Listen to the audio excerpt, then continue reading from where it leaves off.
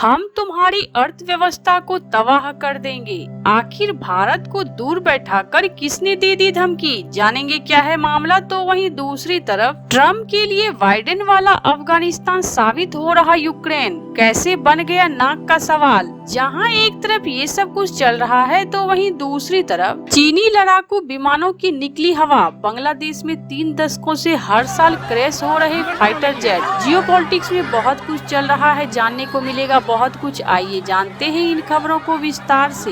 बांग्लादेश वायुसेना के लिए विमान दुर्घटनाएं एक गंभीर और बार बार होने वाली समस्या बन चुकी है। पिछले दिनों दशकों में यानी 1992 से अब तक बांग्लादेश वायुसेना के कम से कम 27 फाइटर जेट और प्रशिक्षण विमानों के दुर्घटनाग्रस्त होने की खबरें सामने आई है। इन हादसों ने न केवल कई जिंदगियों को छीना बल्कि उड़ान सुरक्षा, पुराने विमानों के उपयोग और सैन्य प्रतिष्ठानों के आसपास शहरी अतिक्रमण को लेकर गंभीर सवाल खड़े किए हैं। ताजा और अब तक की सबसे घातक घटना सोमवार को ढाका के उत्तर इलाके में हुई। इस हादसे में भी चीनी विमान शामिल था। बांग्लादेश में सबसे ज्यादा चीन के बने विमान की क्रैश हो रहे हैं और लोगों का मानना है कि ये विमान अब उड़ते हुए बम बन चुके हैं जो अपनों का ही जान ले रहे हैं। सोमवार दोपहर करीब 1:06 में बांग्लादेश वायुसेना का एक F-7 BGI training jet Kurmitola वायुसेना अड्डे से नियमित प्रशिक्षण उड़ान के लिए उड़ा था, लेकिन तकनीकी खराबी के कारण माइलस्टोन स्कूल और कॉलेज के परिसर में जा गिरी। इस विमान का फ्लाइट लेफ्टिनेंट मोहम्मद तोकीर इस्लाम सागर उड़ा कर रहे थे, जो उनकी पहली सिंगल फाइटर उड़ान थी। हादसे के बाद विमान में आग लग गई, जिससे परिसर में भारी तबाही मच गई।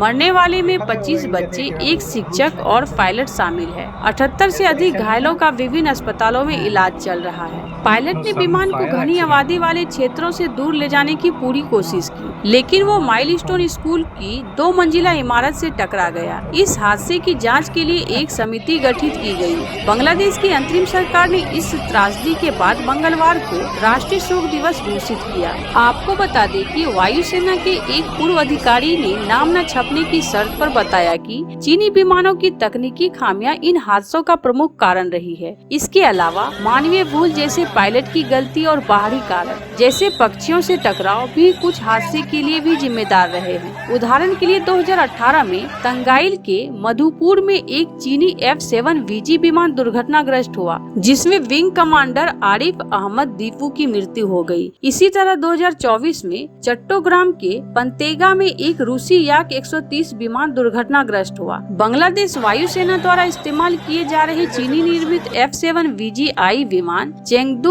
J-7 F-7 फैमिली का सबसे बड़ा एडवांस वर्जन है। इसको 2011 में 16 विमानों के लिए कॉन्ट्रैक्ट के तहत खरीदा गया था और 2013 तक इनकी डिलीवरी पूरी हुई थी। हालांकि इन विमानों का विश्वसनीयता पर लगातार सवाल उठ रहे हैं। कुछ विशेषज्ञों का कहना है कि पुराने विमानों का रखरखाव, तकनीकी खामियां और प्रशिक्षण की कमी इन हादसों के प्रमुख कारण है। इसके बावजूद विभिन्न बाधाओं के कारण बांग्लादेश वायुसेना इन विमानों का उपयोग जारी रखे हुए है। इन दुर्घटनाओं ने बांग्लादेश वायुसेना की उड़ान सुरक्षा और विमान रखरखाव नीतियों पर गंभीर सवाल खड़े किए हैं। इसके साथ ही सैन्य अड्डों के आसपास बढ़ते शहरी अतिक्रमण को रोकने के लिए भी कदम उठाने की जरूरत है, ताकि भविष्य में इस तरह की त्रासदियों को टाला जा सके। इस ताजा हादसे ने न केवल बांग्लादेश बल्कि क्षेत्रीय स्तर पर भी चीनी निर्मित सैन्य उपकरणों की गुणवत्ता और विश्वसनीयता पर बहस को फिर से तेज कर दिया है। तो वहीं दूसरी तरफ यूक्रेन अमेरिकी राष्ट्रपति के लिए कुछ वैसा ही साबित हो रहा है जैसा जो बाइडेन के लिए अफगानिस्तान हुआ था। हालांकि यूक्रेन में अमेरिकी सेना लड़ाई के मैदान में नहीं उतरी है। इसके बावजूद शांति स्थापित करने की कोशिश दिन प्रतिदिन बढ़ती नाकामी ट्रम्प को बाइडेन के रास्ते पर ला रही है। आपको बता दें कि जो बाइडेन ने राष्ट्रपति कार्यकाल के दौरान अफगानिस्तान में तालिबान को हराने की पूरी कोशिश की, लेकिन उन्हें नाकामी ही हाथ लगी। आखिर में अमेरिकी सेना को बोरिया बिस्तरा समेटकर अफगानिस्तान छोड़ना पड़ा। अमेरिकी राष्ट्रपति डोनाल्ड ट्रंप यूक्रेन में शांति के लिए कई बार ऐलान कर चुके हैं, लेकिन उनके बार बार ऐलान के बावजूद जमीनी स्तर पर कुछ नहीं हो रहा। रूसी राष्ट्रपति व्लादिमीर पुतिन लगातार हमलावर हैं। पुतिन के बढ़ते हमलों ने ट्रंप को पसोपेश में डाल दिया है। अब उन्हें समझ नहीं आ रहा है कि वो अपने प्रयासों में और तेजी लाए या फिर पीछे हट जाए। असल में रूस और यूक्रेन के बीच युद्ध जितना लंबा खींचता जाएगा, डोनाल्ड ट्रंप के माथे पर नाकामी का दाग उतना ही गहरा होता जाएगा। साथ ही ट्रम्प के मेक अमेरिकी ग्रेट अगेन के नारे की विश्वसनीयता भी खतरे पे पड़ने का डर है। अगर अफगानिस्तान की बात करें तो वहाँ पर अमेरिका के लिए हालत ज्यादा मुश्किल थे। अमेरिका अफगानिस्तान से तालिबान को निकालने गया था। एक समय था जब 1 लाख अमेरिकी सैनिक वहाँ पर मौजूद थे। 20 साल तक चले युद्ध में 2500 अमेरिकी सैनिकों को अपनी जान गंवानी पड़ी।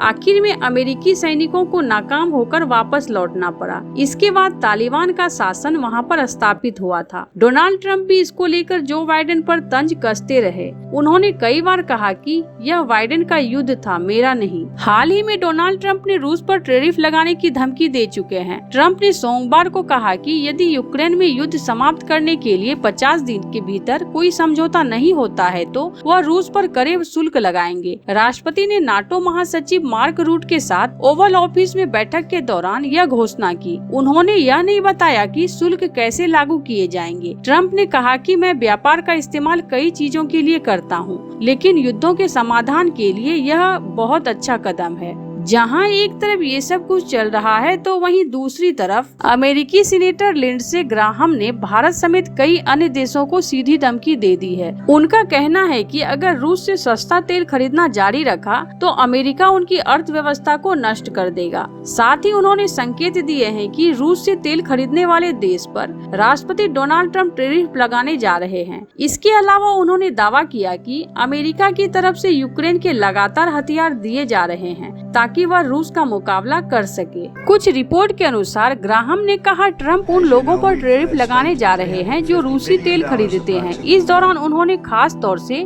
भारत, चीन और ब्राजील का नाम लिया। उन्होंने कहा कि रूसी राष्ट्रपति व्लादिमीर पुतिन को मिलने वाली मदद रोकने के लिए ट्रंप उन देशों से तेल से जुड़े इम्पोर्ट पर 100% टैरिफ लगाने की योजना बना रहे हैं। ग्राहम ने आगे ये भी कहा कि राष्ट्रपति ट्रंप उन सभी देशों पर 100% टैरिफ लगाएंगे पुतिन की मदद करने के लिए उन्हें सजा देंगे। उन्होंने ये भी कहा कि टैरिफ अन्य देशों के लिए भी चेतावनी होगी। उन्होंने कहा, मैं चीन, भारत और ब्राजील को कहना चाहूँगा कि अगर आप इस युद्ध को जारी रखने के लिए सस्ता रूसी तेल खरीदना जारी रखते हैं तो हम आपकी हालत खराब कर देंगे और हम आपकी अर्थव्यवस्था को तबाह कर देंगे, क्योंकि जो आप कर रहे हैं वो ब्लड मनी है। उन्होंने कहा, आप दुनिया की कीमत पर सस्ता तेल खरीद रहे हैं और राष्ट्रपति ट्रंप अब इस खेल से थक गए हैं। सीनेटर ने कहा, चीन, भारत और ब्राजील के सामने अब विकल्प आने वाले हैं कि या तो अमेरिकी अर्थव्यवस्था को चुने या पुतिन की मदद करे, और मुझे लगता है कि वो अमेरिकी अर्थव्यवस्था को चुनेंगे।